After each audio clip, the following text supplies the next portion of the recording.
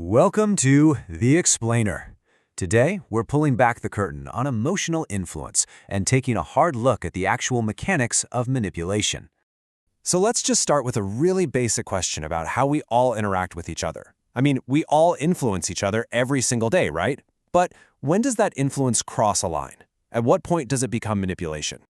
The source material for this explainer actually lays out 5 very specific techniques. Now, a quick but really important note here.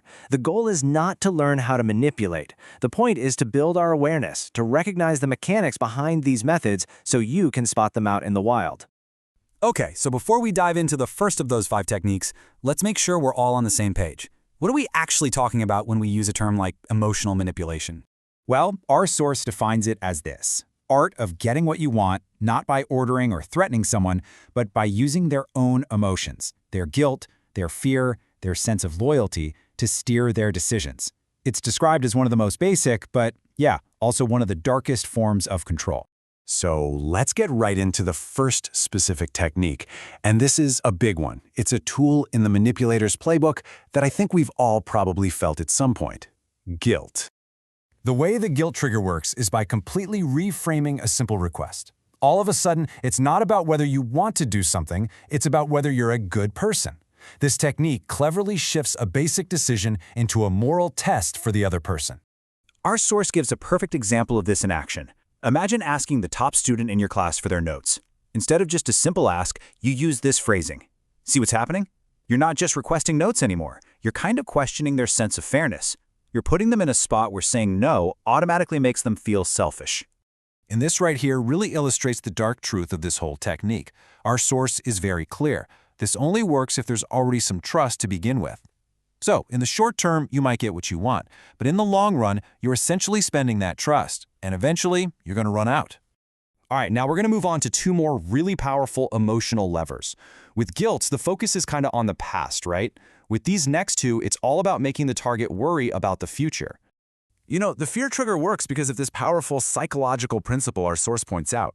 The fear of losing something is often a way stronger motivator than the desire to gain something.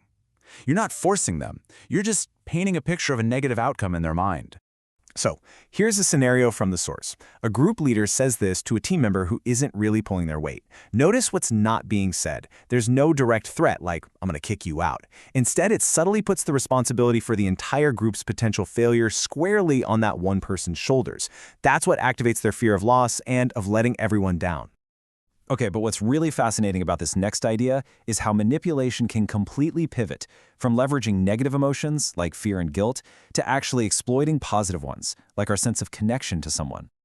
This technique is so subtle because it weaponizes a good thing, a relationship. It shifts the entire basis of a decision away from logic, does this make sense for me, to pure emotion. If I say no, am I going to damage this bond? So let's go back to that notes example. Instead of using guilt, you use this line. You're not ordering them or pressuring them at all. You're highlighting how uniquely important they are to you. So now a no doesn't just feel like a refusal, it feels like a rejection of that special connection you just went out of your way to emphasize. All right, next up, we're going to explore 2 techniques that appeal directly to some of our most basic human instincts: our compassion for others and, well, our desire to feel good about ourselves. The sympathy trigger is all about making someone want to help you out of pity. But our source makes a really key point here. It has to be subtle. You can't come off as desperate or overly dramatic. It has to feel like you're sharing a genuine moment of vulnerability. This line from our source material is just a masterclass in this technique. It doesn't demand anything. It doesn't create any pressure. It simply presents a struggle and invites the other person to be the hero, to step in and help out of pure compassion. So here's the crucial catch. This trigger has a very real cost. If you use it once in a while, it might make you seem honest and human. But the source warns that if this becomes your go-to move, people are going to start seeing you as a permanent victim, and you will lose their respect. Now, this final emotional trigger from our source is a complete flip. It's not about your vulnerability anymore. It's all about their strength. The focus shifts entirely to the target's own self-image. This technique taps into a really fundamental human need. We all have this desire to be seen as smart, capable, and special. And it works because, well, we all naturally want to live up to the positive images that other people have of us. The logic is so simple but so powerful. You're basically setting a high bar of praise, telling someone how responsible or talented they are, and they then feel this internal drive to meet that expectation.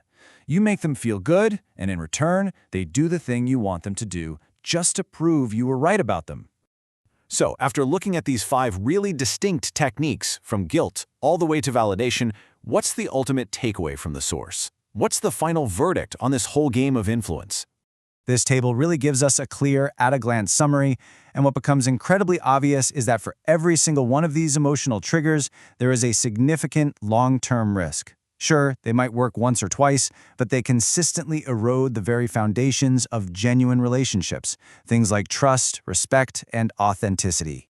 And that is the final pretty provocative thought our source material leaves us with.